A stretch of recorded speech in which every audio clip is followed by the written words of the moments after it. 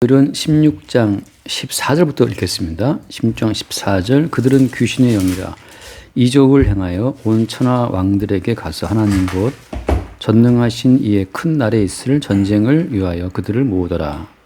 보라, 내가 도둑같이 오리니 누구든지 깨어 자기 옷을 지켜 벌거벗고 다니지 아니하며 자기의 부끄러움을 보이지 아니한다는 복이 있도다. 새 영이 히브리어로 아마게돈이라 하는 곳으로 왕들을 모으더라. 일곱째 천사가 그 대접을 공중에 쏟음에 큰 음성이 성전에서 보좌로부터 나서 이르되 되었다 하시니 번개와 음성들과 우레소리가 있고 또 큰 지진이 있어 얼마나 큰지 사람이 땅에 있어 온 이래로 이같이 큰 지진이 없었더라. 큰 성이 세 갈래로 갈라지고 만국의 성들도 무너지니 큰 성 바벨론이 하나님 앞에 기억하신 바 되어 그의 맹렬한 진노의 포도주 잔을 받으매 각 섬도 없어지고 산악도 간데없더라. 또 무게가 한 달란트나 되는 큰 우박이 하늘로부터 사람들에게 내리니 사람들이 그 우박의 재앙 때문에 하나님을 비방하니 그 재앙이 심히 크니라. 네. 일단 이제 16장 전체가 이제 일곱 대접 이야기잖아요.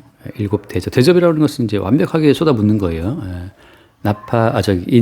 일곱 인재앙, 일곱 나팔재앙, 일곱 대접장인데 이제 인과 나팔은 이제 뭐 3분의 1만 망가지고 깨지고 하면서 일부분으로 때렸다면 대접장은 전체를 다 망가뜨리는 거죠. 근데 이제 이 모든 재앙의 어떤 특징이 뭐냐면 자연 세계를 건드리는 거잖아요.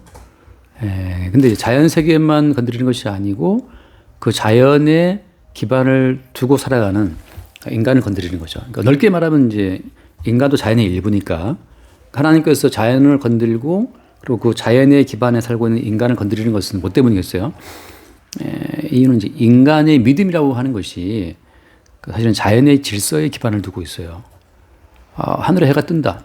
해가 뜬다고 이제 믿고 있기 때문에 해가 뜬다는 그 자연의 이제 일정한 질서에 기반을 두고 사람이 뭔가 계획을 한단 말이죠. 계획을 하잖아요.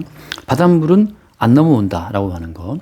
그걸 이제 알고 있기 때문에 그 자연 만물의 일정한 질서와 규칙을 믿는 믿음 위에서 인간은 자기의 인생을 계획하고 살아가요. 그러니까 엄밀히 말하면 인간의 믿음의 어떤 기반은 어디에 있는 거죠? 자연계에 있는 거죠.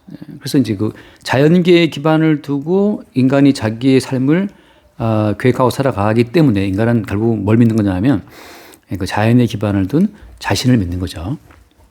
하나님이 지금 이렇게 인, 나팔, 대접장으로 자연 세계를 다 들러 엎는 것은 뭐냐면 인간의 믿음의 어떤 그 근간이 그 뿌리가 어디에 있는가라는 거 인간의 믿음을 흔들기 위해서입니다. 그래서 이제 예를 들면 우리가 그 첫 번째 그 앞에 나오잖아요. 16장 그 2절 말씀 보면 2절에 첫째 천사가 대접을 땅에 쏟음에 짐승의 표를 받은 사람들과 그 우상에게 경배하는 자들에게 악하고 독한 종기가 났잖아요. 종기가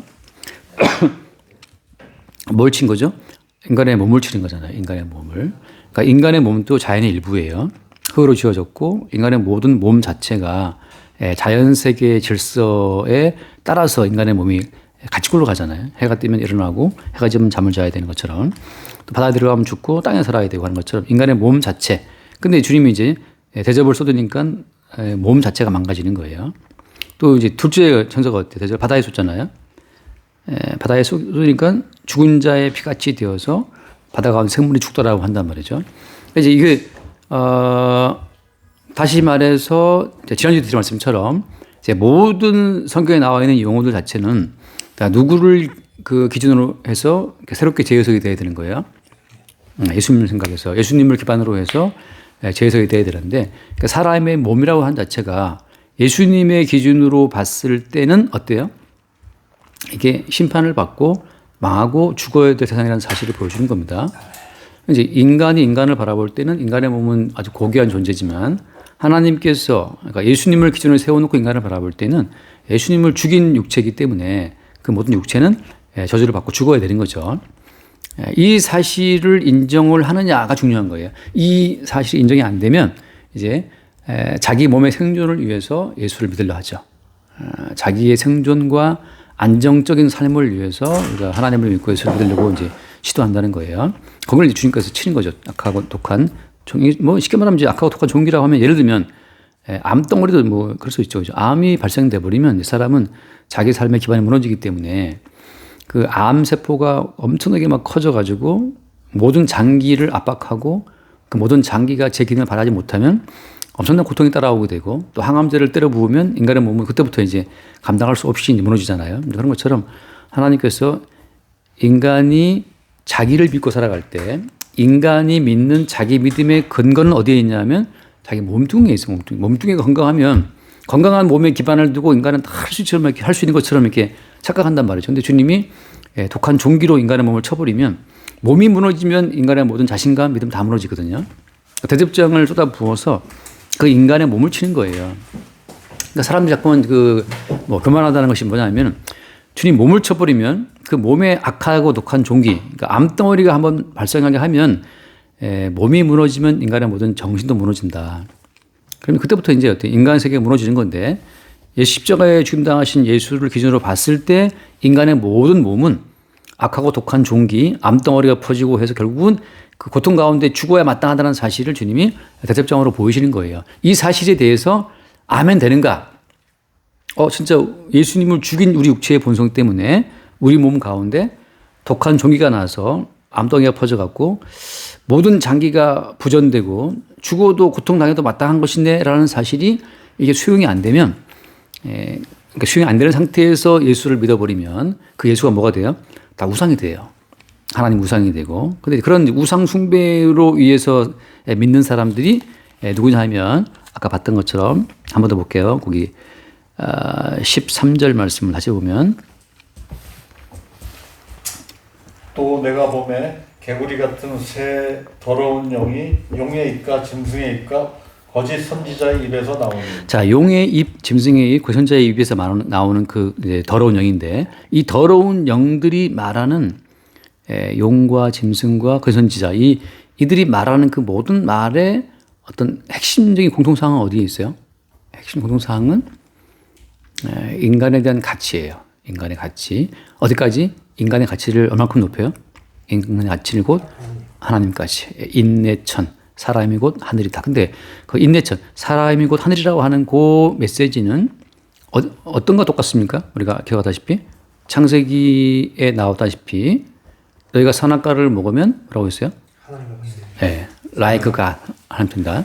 You will be like God. 하나님 될 것이다. 그러니까 결국은 사람이 하늘이라고 하는 그 말 자체는 엄밀히 말하면 뱀이 말한 그 뱀의 말이란 말이죠. 그 뱀이 뭐였어요? 그 뱀이 용이었잖아요.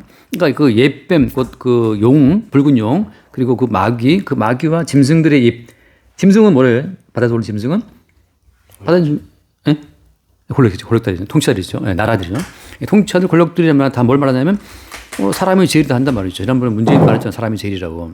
그러니까 모든 통치자들은 사람에 대한 존중을 기반에 두고 정책을 펼치고 그걸로 설명을 해요. 그러니까 사람의 가치를 하늘처럼 높인다라고 이야기를 함으로써 어떤 표를 받는 거죠. 또 어때요? 거기 선지자들은 어때요? 교회에 나오면 당신이 하나님의 사랑받은 백성이라고 하는 것으로 당신은 사랑받게 태어난 사람 해서 그 가치를 높인단 말이죠. 하나님 우리를 너무너무 사랑해서 천국을 준비했다는 식으로. 그러니까 지옥을 말하는 하나님은 요즘에 미국 신학교 나오지만 그 지우고 싶은 거죠. 그런 점에서 아까 처음 봤던 것처럼 첫 번째 대접을 쏟으니까는 악한 종교가 났잖아요. 그러니까 인간의 몸을 침으로써 몸이 무너지면 인간의 정신, 감성 다 무너져 버려요. 그래서 인간의 어떤 그 근간을 치는 건데 어디에 대비해서 어린 양 예수의 십자가 사건을 기반으로 해서 너희의 몸은 악한 종기가 나서 죽어도 마땅해라고 하는 걸 선포하는데 십자가가 거기에 아멘 된다면 아멘 되는 자는 어때요? 십자가에 죽임당하신 예수님의 그 본질 가치를 이제 비로소 수용하게 되는 거죠. 근데 살기 위해 예수를 믿으면 다 아까 말한 것처럼 살기 위해서 예수를 믿으면 천국 가서 하나님처럼 되고 싶기 때문에 결국은 이제 붉은 용과 짐승과 그 선지자의 입에서 나오는 그 더러운 귀신의 영과 결합이 되어 있다고 하는 거죠. 그러니까 귀신의 영이 들어와서 예수를 믿는 사람들은 그 예수가 어떤 예수라고요? 우상의 예수인데 그러면 뭐라고 할까요? 그 새 더러운 영은 어떤 특징이 있어요? 뭐와 같다? like frogs. 깨구리 같다. 깨구리처럼 내난 게 짖는데 깨구리는 양서류죠. 다 배웠지만 양서류. 깨구리의 서식지는 어때요? 양쪽에 있어요. 개구리의 서식지는 양서류이기 때문에 육지에도 살고 물에도 살아요. 바꿔 말하면 그렇게 개구리 같은 귀신 영을 받은 성도 입장에서는 이게 세상 사람인지 예수의 사람인지 천국 사람인지 이 땅 사람인지 헷갈리게 양쪽을 다 한단 말이죠. 밖에 나가면은 완전히 이방인이고 교회 들어오면 또 아주 거룩한 성도인 것 같고 양서류 같이 살아간다는 건데 그런 모든 것들이 자기 존중과 자기 가치를 중심에 놓고 예수를 믿기 때문에 가능하다고 하는 거죠. 그들은 뭐가 더 중요해요? 예수보다도? 자기를 더 중요시. 자기를 위해서 예수 있는 거예요. 나를 위해서 하나님도 있는 것이고 결국은 하나님과 예수님과 다 자기를 위한 하위 개념에 불과한 거기 때문에 그들이야말로 이미 사랑가를 먹은 붉은 용과 하나가 된 자들의 어떤 모습이 보이는 거죠. 그래서 뭐 그 또 3절 말씀 보면 둘째 천사가 대접을 부린 것 뭐가 됐어요? 바다가 피같이 되었다. 바다라고 하는 것은 사실 모든 인간의 생존 기반이거든요. 이제 과학적으로 보면 뭐 바다 자체가 사실 엄청난 바다에서 인간이 나왔다는 말도 있고 뭐 지금 또 바다가 모든 기온을 잡아주고 엘니뇨가 왜 나왔어요? 바다 자체가 기온을 통제하는 기능이 있잖아요. 바다가 녹으면 또 뭐 지금 해수가 올라간다 그러면 또 무슨 생기고 아무튼 인간이 안정적인 육지 생활을 가능케 하는 것 자체가 바다에 있는데 주님이 그 바다 자체에 대접을 부어가지고 흔들어 버리는 거죠. 바꿔 말하면 예수님의 십자가 사건을 기반으로 해서 모든 자연계가 하나님의 저주와 심판 대상으로 새롭게 규정이 되는 거예요. 일단 4절 말씀 보면 셋째가 또 대접 부어버리니까 강과 물 근원에 쏟아지고 있죠. 대접을. 그러니까 이제 아까 우리가 봤다시피 그 일곱 인지와 나팔지향 때는 강의 3분의 1이 표현됐지만 여기서는 어때요? 여기서는 강과 물의 근원에다가 부어버리는 거죠. 그래서 온 세계가 그냥 피가 되는 거예요. 그래서 예를 들어서 6절 말씀 보면 그들이 성도들과 선지자들의 피를 흘렸으므로 그들에게 피를 마시게 하신 것이 합당하니이다 하더라. 피를 마신다는 것은 무슨 의미예요? 피 마신다는 것은 사람의 생명이 피해 있기 때문에 피를 마신다는 건 죽음을 말하는 건데 결국은 죽음을 먹고 마시는 거란 말이죠. 잠깐 아까 쇼츠에 올렸지만 어린 양의 피를 설주인 방에 안 바르면 어때요? 죽잖아요. 그러니까 어린 양의 피를 내놓지 않으면 네가 죽는 거예요. 네 가운데 어린 양 예수의 피를 내놔봐. 피가 없으면 네 피를 삭겠다는 거거든요. 그러니까 피로 피를 대체하는 건데 그러니까 강과 물의 근원에 대접을 쏟아 부으니까 다 피가 됐던 것처럼 왜 그때 피가 된 거예요? 그들은 이제 피라고 대표되는 그들의 죽음을 이제 먹게 되는 건데 인간이 무엇을 먹고 무엇을 마셔도 인간은 죽는 거예요.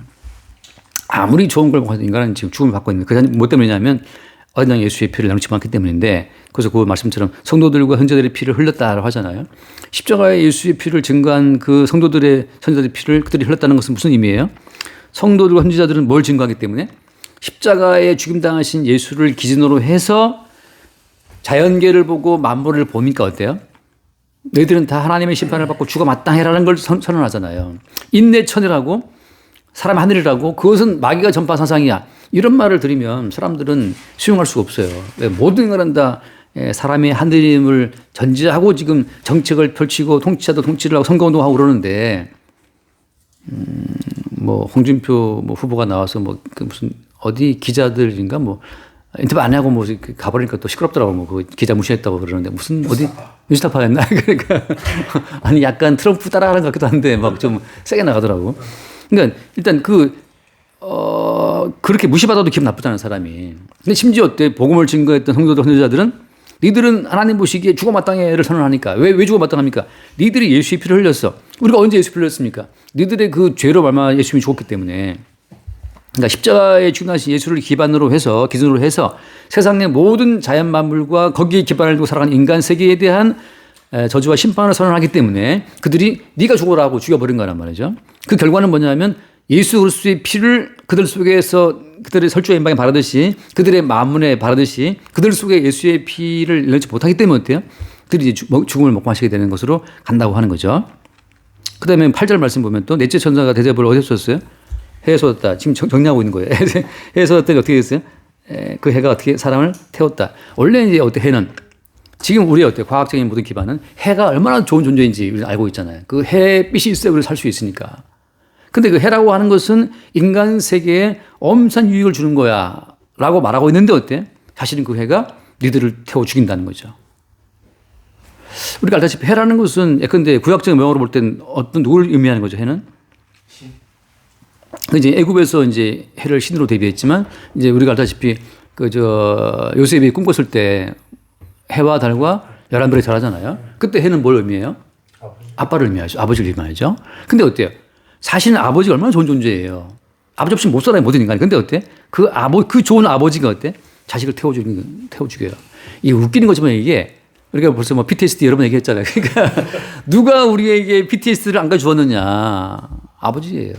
저도 그 아버지, 너무나 좋은 분이지만 아버지가 저를 태운 것 때문에 그 오랜 세월 고민하고 두려워하다가 대학생 때, 고3 때인가 대학생 때 그 기도하는 끝에 이제 그때 깨달았어요. 아, 이게 아버지도 하나의 인간에 불과하다는 사실을. 그러고 나서 이제 비로소 내 마음으로 아버지를 안아주고 아버지의 그 흙 같은 그 한 아버지의 그 인생 가치를 내가 이렇게 품게 되더라고. 야, 아버지도 인간이었고 그 시대의 산물이었구나. 그 시대적 가치의 산물이었구나. 유교적인 가치.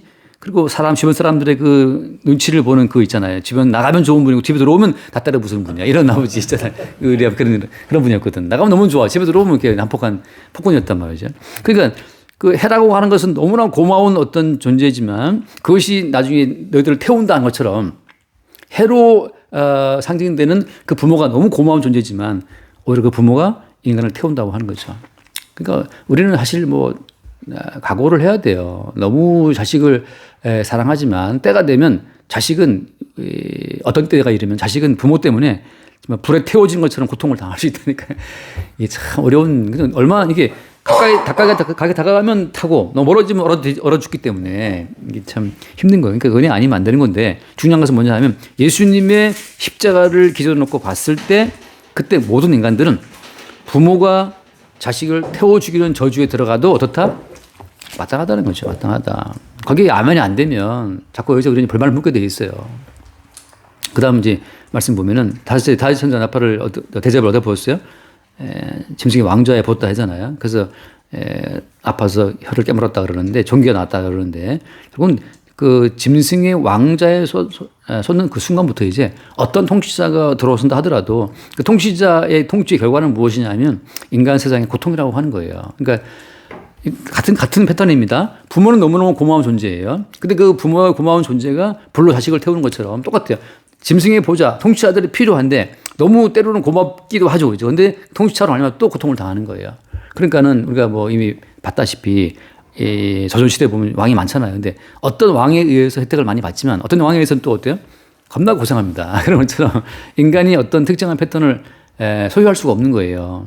혀를 막 깨물고 종기가 나서 어떻게 그들의 행위를 해결치 않고 비방하지 하나님을. 바꿔 말하면 예수님을 기준으로 찍어놓고 모든 만물을 재해 해석할 때 거기에 있어 자기가 하나님의 저주를 받아 죽어 마땅한 죄인임을 저주받으신 십자가 예수를 통해서 못 보는 사람들은 어때요? 회개가 안 되는 거예요. 바꿔 말하면 살기 위해서 예수를 믿는 사람들은 다 어때요? 회개하지 않고 하나님을 비방하게 되어 있습니다. 그러니까 살기 위해서 믿는 게 아니고 사실 우리는 십자가에 중당하신 예수의 저주를 바라보면서 저 저주가 나에게 지금 와도 어떻다? 마땅하다는 사실을 매일 확인하는 거예요. 십자가를 통해서. 근데 웬일인지 내가 오늘 자식과 사이가 좋아. 웬일인지 아빠인 나의 해가 아이한테 도움이 된대. 이건 굉장한 은총이에요. 무슨 은총이에요? 아버지가 자식을 태워 죽여야 되는 그 저주가 마땅한데도 불구하고 그 저주를 대신 얻어맞고 죽으신 누구 때문에? 예수님 때문에 주어진 그게 은총의 선물인 거예요. 그래서 자식과 부모 사이가 좋을 때는 그 십자가 은총의 선물임을 알아야 되는데 또 인간들은 또 지가 잘했다고 이제 이게 오해하는 거예요. 또 내가 잘했기 때문에 그렇다고 그 착각하는 거죠. 그때 말하다시피 그 이방에서 키운 아이 너무 사랑을 줬지만 나중에 이방에서 키운 그 아이가 부모를 죽이잖아요. 그러니까 내가 사랑을 줬으니 제가 나를 사랑하겠지. 천만의 말씀입니다. 부모가 엄청 사랑해도 자식이 부모 죽이는 그 케이스 얼마나 많아요. 우리가 이제 오해하는 거죠. 그것을 마치 나의 행위가 원인이 되어서 내 행복이 만들어졌다라고 착각하는 거예요. 지금 나에게 지금 콩할 만한 행복이 있다면 그것은 하나님의 저주를 다 때려맞고 죽임 당하신 예수로 인해 주어지는 은총의 결과로 어떤 그 우리의 조그만 콩알만 행복이 있는 거지. 내가 아빠 훌륭해서 내가 5년 박사 강의를 듣고 내가 바뀌어서 그런 헛소리 하면 안 돼. 그 자체가 이제 회개가 안 된 자들의 어떤 고백이 되는 거예요. 그래서 이제 그 다음 12절 이제 6번째 대접이 어떻게 됐어요? 유브라데 강물이 어떻게 됐다? 말랐다. 이건 어떻게 제가 말씀을 드렸습니까? 유브라데 강물이 말랐다고 하는 것은 그 에덴 동산에서 흘러나오는 그 저주의 강물인데 바꿔 말하면 선악적 강물이잖아요. 그러니까 선과 악의 모든 강물이 말라버렸단 말이죠. 그러니까 말하자면 이제 선악이라는 것 자체가 존재하기 때문에 어때요? 인간은 나는 선생, 너는 학생, 나는 부모, 너는 자식 이런 어떤 기준이 세워지게 되고 이제 윤리와 도덕이 나온단 말이죠. 그래서 야 부모님 공경해야지, 자식은 순종해야지, 스승을 뭐 해야지 하면서 이제 그 모든 유브라데가 흘러보내는 그 상징적 의미, 선악적 어떤 흐름 가운데 모든 인류가 자리를 지키고 나름 이제 살아간단 말이잖아요. 근데 그것도 어때요, 사실은? 그러니까 뭐 군사별 쓰다 하는데, 근데 그렇게 선악적 가치에 근거한 인간의 모든 정신적 질서가 어떻게 되는 거예요, 이제? 무너지는 거예요. 선악 가치에서 오랜 세월 동안 인류를 지탱해 왔었던, 나름 질서를 잡아왔었던 그 질서가 다 말라버리고 이제 어떻게 됩니까, 이제? 이제는 새 더러운 영이, 귀신의 영들이 판치는 거예요. 이제 바꿔 말하면 이런 거죠. 저는 이런 생각이 들어요. 가끔 이제 예를 들어서 전쟁이라고 하는 것은 선악 가치가 멈춘 거거든요, 사실은. 그러니까 이 또라이들만 전쟁할 수 있어요. 그래서 뭐 그런 말 하잖아요. 히틀러가 하사관 출신인가 그렇죠? 병사 출신인가? 히틀러는 장교를 해본 적이 없어요.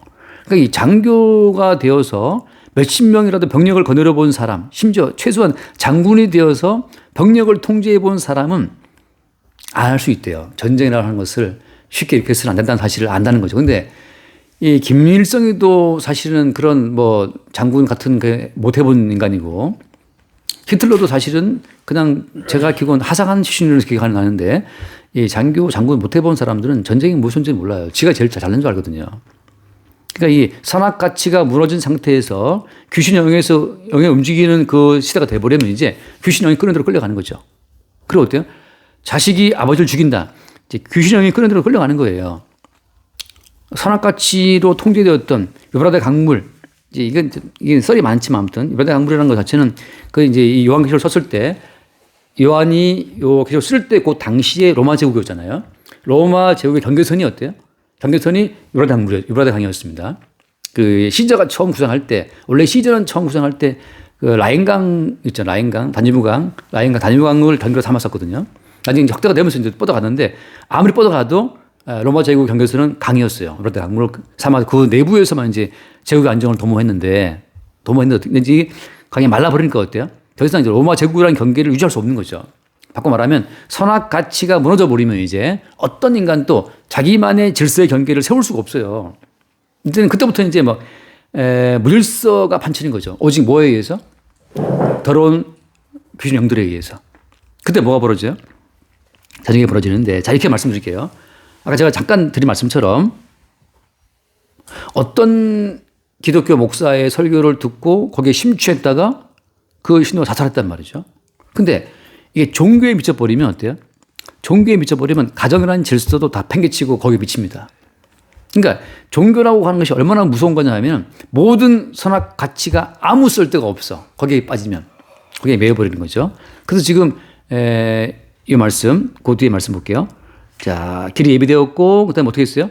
오늘 말씀, 그 말씀 보면 14절 말씀, 14절 한번 다시 볼게요. 그들은 귀신의 영이라 이적을 행하여 온천한 왕들에게 가서 하나님 곧 전능하신 이에 큰 달에 있을 전쟁을 위하여 그들을 모으더라. 자, 그들을 어떻게 했다? 그들을 모으더라. 투게더, 게더, 모으더라 말이에요. 뭘 모았어요? 왕들을 모으잖아요.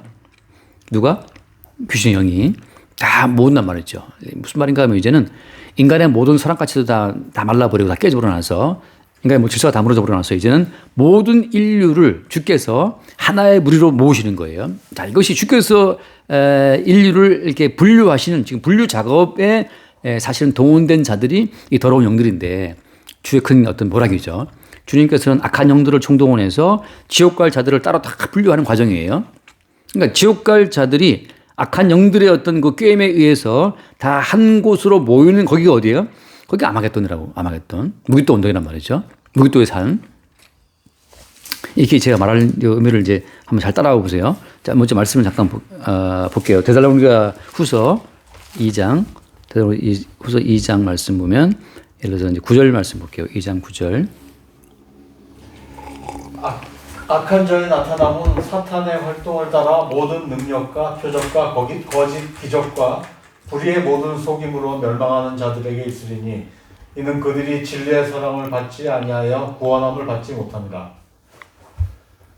이러므로 하나님이 미혹의 역사를 그들에게 보내사 거짓 것을 믿게 하심은 진리를 믿지 않고 불의를 좋아하는 모든 자들로 하여금 심판을 받게 하려 하십니다. 자, 서두를 마지막이죠. 심판을 받게 하려 하십니다. 그러니까 하나님 어때요? 하나님 처음부터 심판받을 자들은 심판을 받을 수밖에 없도록 그들을 하나에 다 모으시는 거예요. 뭐로 모았어요, 여기서?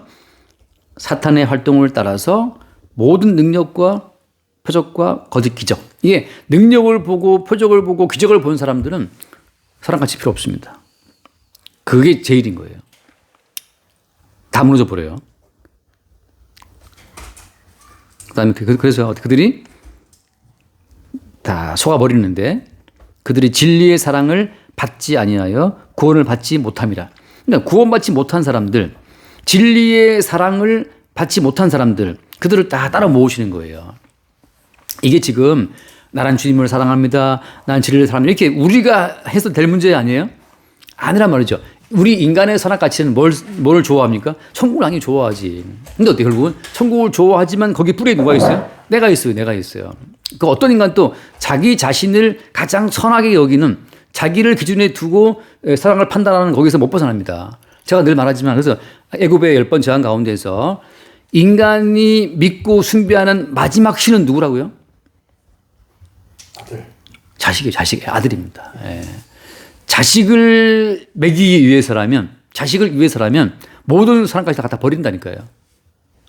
사랑 가치도 자식의 어떤 그 안위와 뭐 번영과 그걸 위해서라면 그것 때문에 필요한 거지. 자식이 어떤 그게 가장 큰 인간의 신인데 주님께서는 어때요? 마지막에 재앙을 보내서 우리 이미 다 봤잖아요. 봤다시피 주님이 기근 재앙을 줘버리면 그 신마저 어때요? 버린다니까요.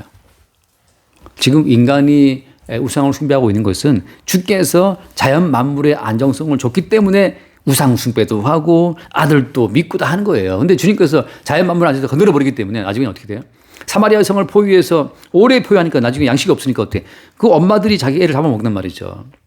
그런 식으로 해서 주님께서 애굽의 10번째 장, 그 장자를 다 죽이는데 10번째 장 그 장자를 다 죽이는 것처럼 그런 식으로 주님께서는 우리가 믿고 의지하는 모든 삶의 기반을 허물어 버려 말미암아서 내가 믿고 있었던 그 내 아들도 내가 지킬 수 없다는 사실을 주님이 확인을 시킬 때 그 확인 받는 자들 확인 받는 과정에서 뭘 내놔야 되는 거예요? 무엇을? 뭘 내놔야 돼요? 내가 내 아들을 이렇게 사랑했구나 라고 들키는 과정에서 뭘 내놔야 됩니까? 설주와 임박이 피 발랐잖아요. 그죠? 어린 양의 피 발랐잖아요. 어린 양의 피를 바르지 않은 집에 다 죽었잖아요. 장자들이. 그러니까 내가 이렇게 주님보다도 내가 내 자식을 더 사랑하는 이것 때문에 하나님의 독생자 예수를 내가 죽였다는 사실이 확인될 때, 그래서 나는 어린 양 예수를 죽인 자입니다라고 하는, 나야말로 십자가의 예수를 죽인 자가 맞아요라고 어린 양 예수의 피를 내놓는 자는 사는 거고, 그 피 없는 자는 어때요? 죽는 거예요. 여기 말씀처럼 마지막에 다 멸망당하는 겁니다. 그러니까 지금 아마겟돈 자체를 다 모으는 곳인데, 여기 지금 바울은 뭐라고 표현했어요? 그래서 악한 자가, 사탄의 활동이 그들을 어떻게 다 끌어모았다. 그들을 어떻게 끌어모았어요? 능력과 표적과 거짓 기적과 그다음에 모든 속임수로 다 끌어모았어요. 그러니까 영적 아마겟돈이죠. 어떤 식으로 작동하는 겁니까? 아무튼 사탄의 활동을 떠나서 다 끌어모으는 쪽으로. 그래서 뭘 믿게 해요? 거짓 것을 믿게 했다라고 하는 거. 이 흐름으로 가는 거죠. 그래서 이렇게 모은다라고 할 때 하나님의 의도는 뭐예요? 망할 자는 어떻게 망할 자를 만드지? 어떻게 해야 된다? 망해야 된다는 거죠. 하나만 더 읽어볼게요. 여호수아 몇 장이죠? 13장인가? 조금 헷갈리는데 여호수아 13장이 아닌 것 같은데. 20장?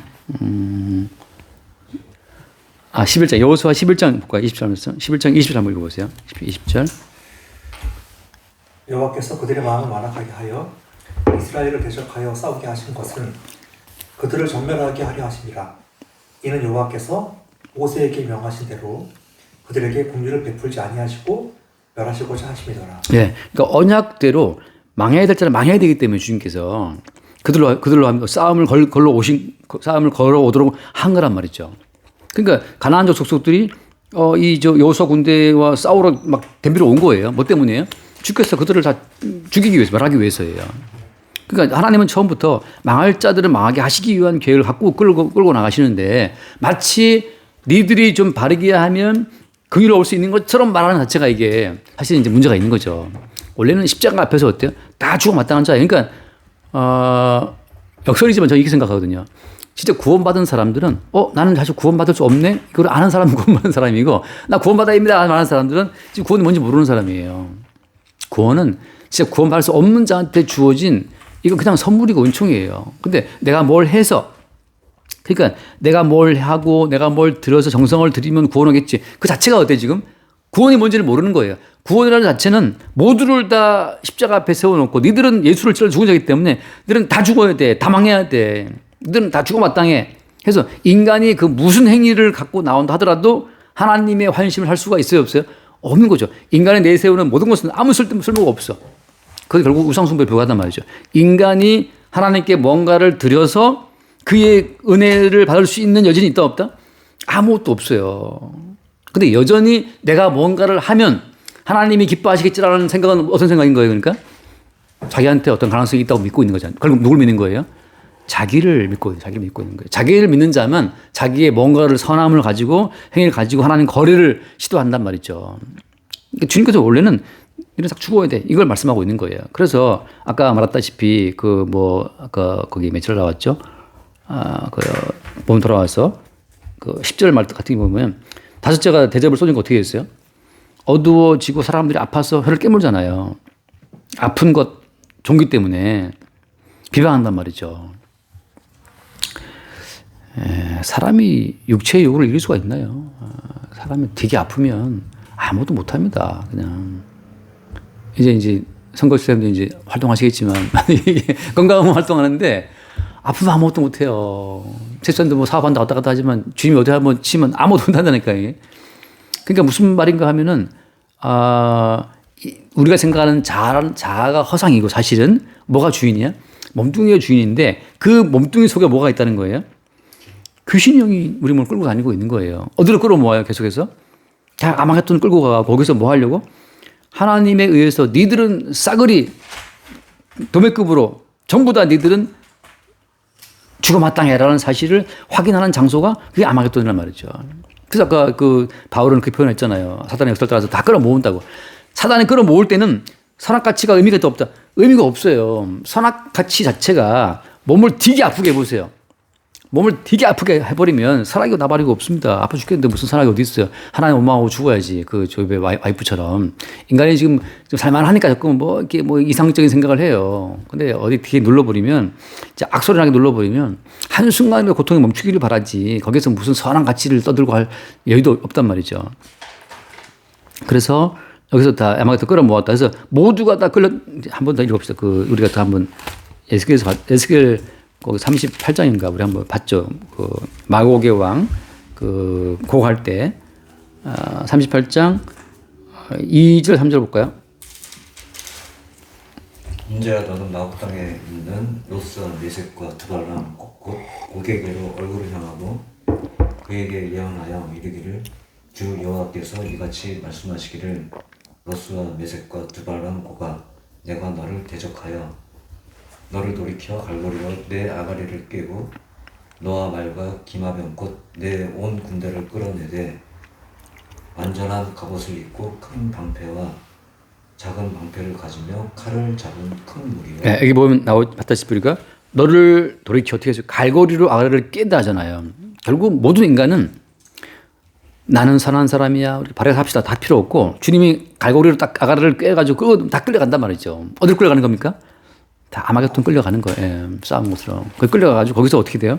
결국 우리 그 뒤에다 맞아 봤으니까 볼까요? 그 39장 말씀도 한번 그때 우리 봤다시피 그 시체의 매장을 화장을 얼마나 오랫동안 막 태우고 하죠. 몇 개월 동안 태우고 나오잖아요. 예. 뭐 이제 4절 말씀 보면 13절부터 볼까요? 13절. 그때 모든 백성이 그들을 매장하고 그로 말미암아 이름을 얻으리니 이는 나의 영광이 나타나는 날이니라. 주 여호와의 말씀이니라.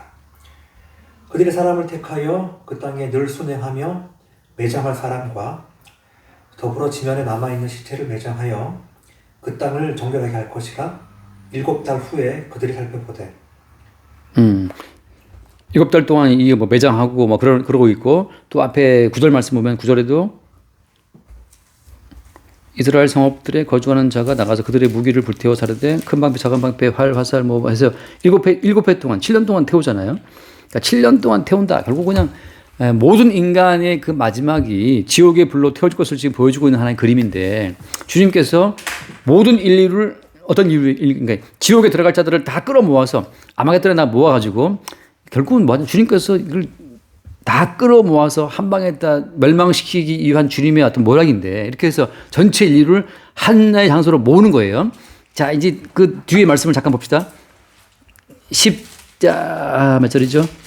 19절 말씀 돌아가서 19절 요한계시록 큰 성이 세 갈래로 갈라지고 만국의 성들도 무너지니 큰 성 바벨론이 하나님 앞에 기억하신 바 되어 그의 맹렬한 진노의 포도주 잔을 받으며. 자 이렇게 주님께서 악한 영들을 총동원해서 한 방에 다 지옥의 불로 태울 자들을 한 자리에 다 끌어모은 그 아마겟돈이 사실은 뭐였던 거예요?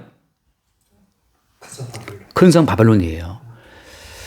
자, 큰 성, 그럼 바벨론은 뭘 의미합니까? 큰 성 바벨론은 온 세계를 다 의미하죠. 어떻게 봤다시피 짐승이 그 표를 받게 하잖아요. 그 짐승의 표를 한 단어로 말하면 뭐예요? 한 단어로 말하면? 그 짐승의 표를 한 단어로 말하면 그게 돈이에요, 돈. 모든 인간은 어떻게 움직입니까? 돈으로 움직이는데. 그러니까 지금 뭐 캐피탈리즘, 자본주의인데, 자본주의. 국가라고 하는 것이 질서가 있고 조직이 있지만 결국 그 국가 자체도 뭐로 움직여요? 자본 돈으로 움직여요. 지금 트럼프가 급하게 지금 관세를 조금 이렇게 약간 좀 왔다 갔다 좀 하는 이유도 뭐 때문이에요? 그 채권 시장 때문이잖아요. 채권 시장 때문에. 결국은 짐승의 표를 받겠다. 전체 모든 인류가 다 돈에 매였기 때문에 이 돈이라는 구조를 유지하기 위해서 지금 온 인류가 애를 쓰고 있는 거란 말이죠. 그러니까 하나님께서 전체 모든 인류를 한 자리에 모았다. 아마겟돈에 모으는데 전쟁터에 아마겟돈 자체를 다시 또 하나로 말하면 그것이 뭐냐면 그게 큰 성 바벨론이고 바꿔 말하면 그것이 온 전체 인류를 말하는 것이고 인간이 있는 곳이면 어딘지 간에 인간은 다 어디에 매여 있어요? 돈에 매여 있어요. 근데 그 돈이라는 것처럼 돈이라는 것은 무엇에 대한 매개입니까? 돈은 매매에 대한 매개인데 이제 인간은 뭘까지 또 살려고 그래요? 돈을 가지고 하나님의 구원까지 살려고 한단 말이죠. 하나님의 구원을 사고 영생을 사고 천국을 살려고 한단 말이죠. 진리를 살려고 그러고. 그러니까 지금은 어때요? 제 유명한 말이 있어요. 두 가지인데 하나 제 친구 같이 제가 신대원 시험 볼 때 이제 시험 다 붙고 면접 보는데 교수가 물어봤어요. 제 친구한테 등록금 낼 돈은 있어? 근데 그 친구는 너무 쇼크를 먹은 거예요. 왜냐하면 목사 되겠다고 왔는데 신학대학원 교수가 물어보는 말이 저 돈 낼 거 있냐 그걸 물어보니까 자기를 막 거창한 걸 물어보는 줄 알았더니만 돈이 있냐 물어본 거예요. 돈 없으면 들어올 생각하지 말라는 거지. 네 하필 뭔데 왜 들어오냐. 또 하나 그 우리나라 유명한 목사님이 한 말이 있어요. 교회를 세울 때 가장 중요한 게 뭐냐라고 물어봤을 때 그걸 했던 말 첫 번째 하나밖에 없어요. 돈. 그러니까 지금은 어때요? 돈이 있으면 교회도 세울 수 있어요. 돈이 있으면 목사들도 고용하면 되는 거고. 큰 성 바벨론에는 뭐도 있어요. 그러니까 교회도 있고 거기에 뭐 영생도 다 있단 말이죠. 다 돈으로 거래할 수 있는 다 있어요. 뭐까지? 사람의 영혼까지. 그래서 이 자체를 지금 막 총칼 전쟁을 말하는 것이 아니고 이것은 왜 모든 것이 아까 지난주에 많이 말했죠, 그죠? 성경에 나오는 모든 용어 자체가 역사적인 용어가 아니고 계시 용어이기 때문에 계시 용어를 해석할 때는 기준점이 예수 십자가 사건이라고 십자가의 사건을 기준점에 찍어놓고 영과 육이 뒤바뀌고 역사적인 용어와 언어와 계시 언어가 뒤바뀌는 거예요. 십자가의 사건을 기반으로 해서 근거로 해서 모든 가치관이 바뀌는 겁니다. 그러니까 십자가의 사건에 근거해서 어때 인간의 선악이 예수를 죽인다. 자, 그래서 이러한 분류를 주님께서 지금 하나님이 모략을 가지고 전체 모든 인간을 이렇게 한 자리로 모은다는 것이 어디로 모으는 거예요? 아마겟돈. 마지막에 전쟁을 위해서 그 전쟁이라고 하는 것의 어떤 그 뭐랄까 그 본류라 그래야 되나 전쟁이라는 것의 그 시발점 뭐 거대한 어떤 그 우리가 그 남산 그 무슨 건물 무너뜨릴 때 봤잖아요. 폭탄을 다 깔아놓고 나서 발파하잖아요, 그죠? 그리고 하나의 그 발파 그 스위치를 누르는 순간 연쇄적으로 폭발이 일어나서 건물이 주저앉는 것처럼 이 아마겟돈 전쟁 자체를 관장하는 그 최초의 그 발파 지점은 어디예요? 십자가 사건이죠. 예. 그 십자가 사건 자체를 주님께서 미리 예언한 장소가 어디냐면 하나 읽고 빨리 읽고 마무리합시다. 이거 오늘 다 못 나가겠는데 그냥 3장 상세 3장 자 15절 말씀 15절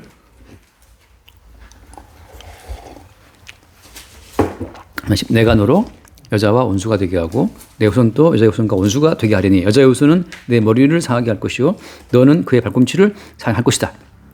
여자의 후손이신 예수 그리스도와 뱀과의 대결을 말하고 있는 거잖아요. 요 여자의 후손과 뱀, 여자의 후손은 뱀 대가리를 깨고 뱀은 여자의 후손의 발꿈치 상하고 이 사건 자체가 십자가에서 이루어진 거잖아요. 그 십자가의 사건 자체가 전 인류 동안 주님이 내내 모아왔었던 아마겟돈 전쟁을 완결짓는 발파 지점이 어디냐? 십자가 사건이에요. 십자가에서 주님께서 피 흘려 죽으심으로써 이제 선악 가치를 가지고 인간을 그동안 메워갔었던 그 마귀의 모든 세력이 연쇄적으로 다다다다다 깨져나가는 거예요. 이것은 지금 계시의 세계 속에서는 계시가 역사보다 앞서 있잖아요. 예, 창세전에 그리스도의 산에서 예정하신 그 모든 일들이 역사에 펼쳐지고 있기 때문에 역사가 나중이고 계시가 먼저란 말이죠. 그러니까 지금 예수님의 십자가의 사건에 근거한 모든 것들이 연쇄적으로 역사 전체를 걸쳐 오면서 지금 계속해서 끌어모으는 거예요. 망할 자들은 망할 자대로 끌어모으고 알고 말고대로 끌어모으고 이 분류 작업이 계속 해 온 거예요. 그래서 어때 노아 시대 때는 가인과 저 아합을 분류시키고 그다음에 노아 시대 때는 또 노아 방주 때 몇 명 됐어요?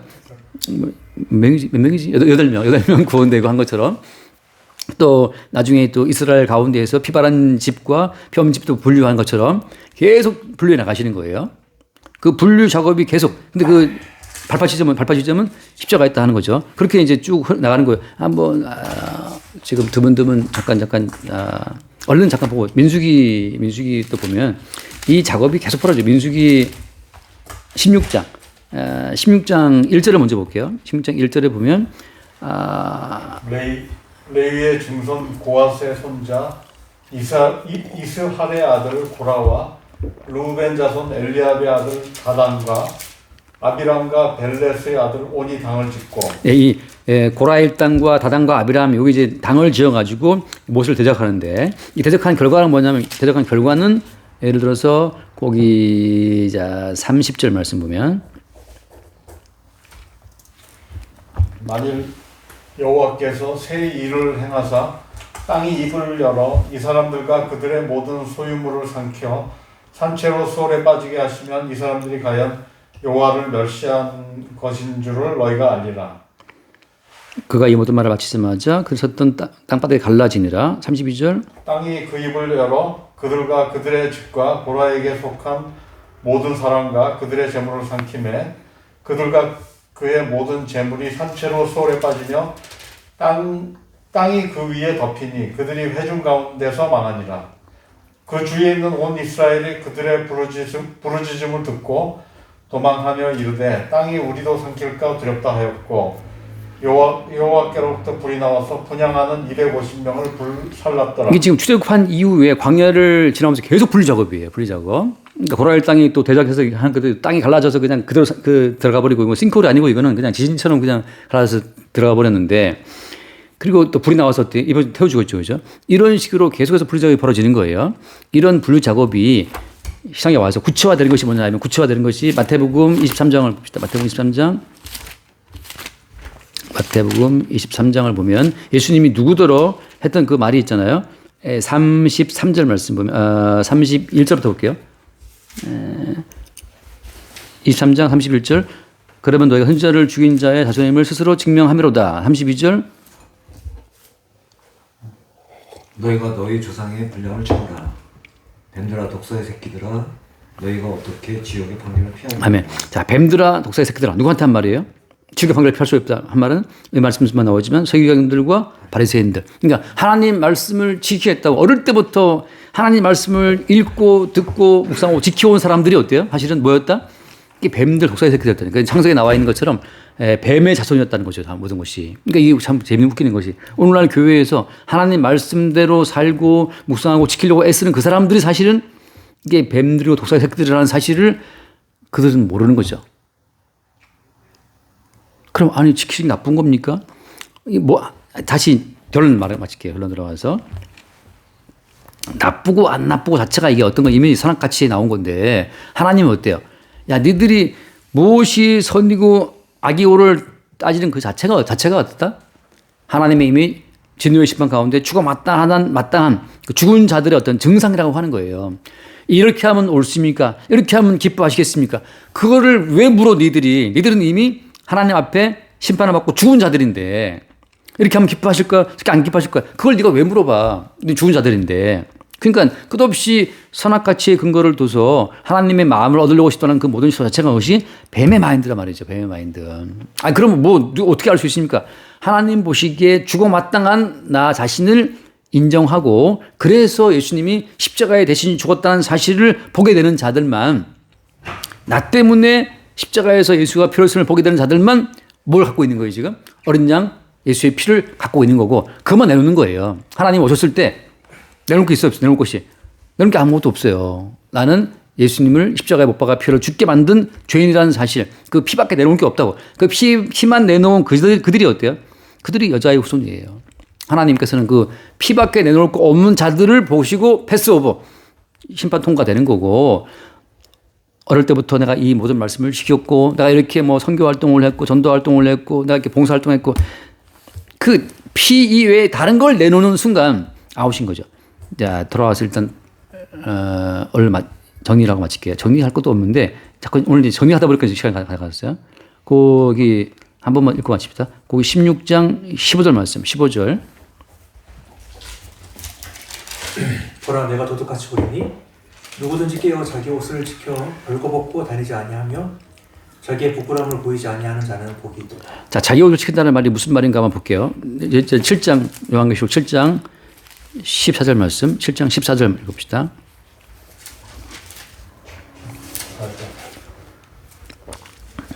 내가 말하기를 내 주여 당신이 아시나이다 하니 그가 나에게 이르되 이는 큰 환란에서 나오는 자들인데 어린 양의 피에 그 옷을 씻어 희게 하였느니라. 자, 어린 양의 피에 옷을 씻어서 어떻게 희게 했다.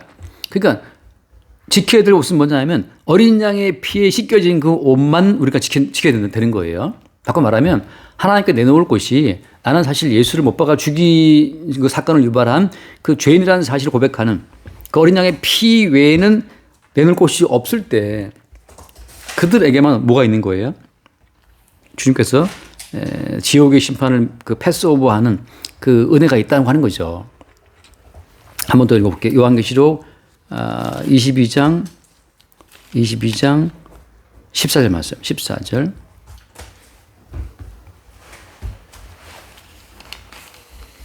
(22장 14절) 자기 두루마기를 빠는 자들은 복이 있으니 이는 그들이 생명나무에 나아가며 문들을 통하여 성에 들어갈 권세를 받으라. 자, 그럼 빠른 게 뭐예요? 두루마기 빠는 것은? 자기 두루마기를 빤다는 것은 아까 봤다시피 어린 양의 피에 그 옷을 씻어 했던 말씀처럼 두루마기를 빤다고 하는 것은 피에 빠는 거예요.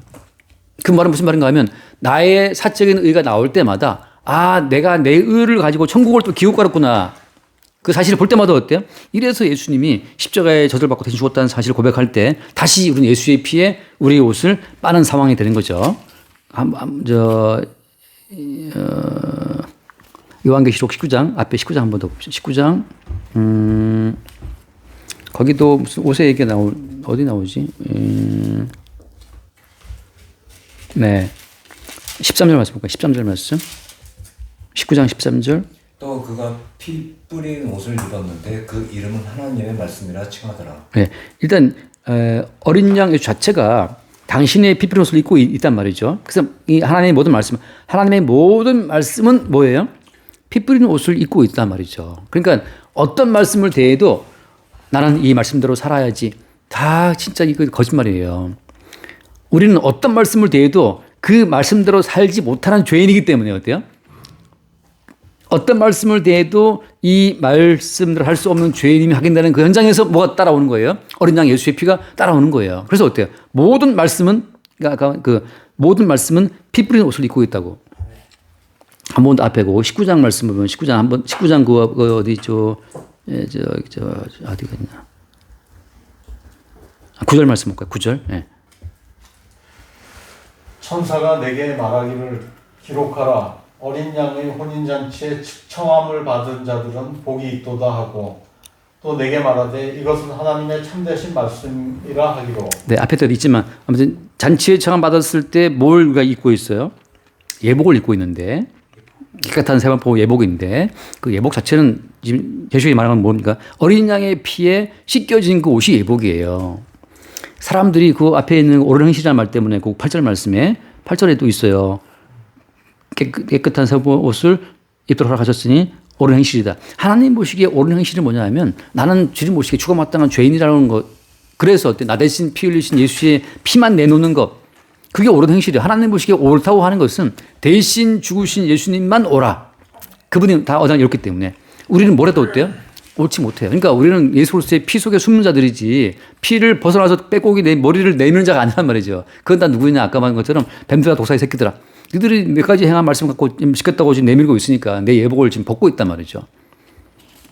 자, 돌아와서 다시 오늘 조금 심장을 한번 정리를 하고 넘어가다가 지금 여기 시간 다 갔는데 여기까지 하겠습니다. 시간이 너무 다 와서. 예, 기도하시죠.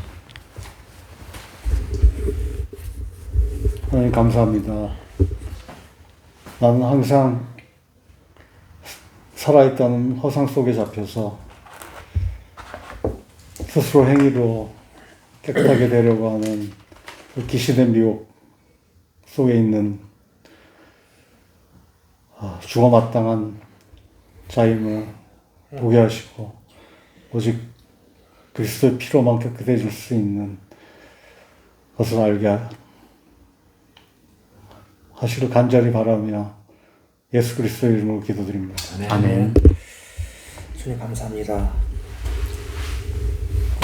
오늘도 여전히 계시의 세계에서 이미 완성하신 여자의 호선의 승리를 증거하기 위해 이 땅의 모든 자를 아마겟돈으로 보고 있음을 주님 다시 확인하게 되었습니다. 주님 이 아마겟돈 현장에서 주의 부르심을 받은 주의 백성들은 자신의 세계와 자신의 의를 드러내지 아니하고 오직 예수 그리스도의 십자가의 피만 고백하고 증거하는 자로 자리매김함을 주님 알게 됩니다. 주님, 날마다 저희가 살아갈 동안 예수 그리스도의 피만 더욱더 의지하고 바라보게 은혜를 내려주시옵소서. 예수님 이름으로 기도합니다. 아멘. 주님 감사합니다. 우리는 하나님 앞에 내세울 것 하나 없는 하찮은 존재임을 항상 말씀으로 깨닫게 해주시고 오로지 대속하신 깨끗한 피를 갖고 계신 그리스도의 말씀만이 항상 우리 마음속에 항상 새겨질 수 있도록 주님 인도해 주시기를 주님의 이름으로 기도드렸습니다. 아멘. 주님 감사합니다. 주님 매 역사마다 또 매 시간마다 매 순간마다 피 있는 자와 피 없는 자로 인류를 분류하시는 주님의 작업을 바라봅니다. 날마다 그리스도의 십자가 사건을 유발한 죄인임을 보게 하시고 그리하여 우리가 찌른 못과 창에 흘리신 주님의 피와 그 물의 증거만을 가지고 주를 바라보는 그 피에 우리의 옷을 빠는 정결한 주의 신부들로 늘 확인될 수 있도록 긍휼을 더하여 주옵소서. 우리 주 예수님을 기도드립니다. 아멘.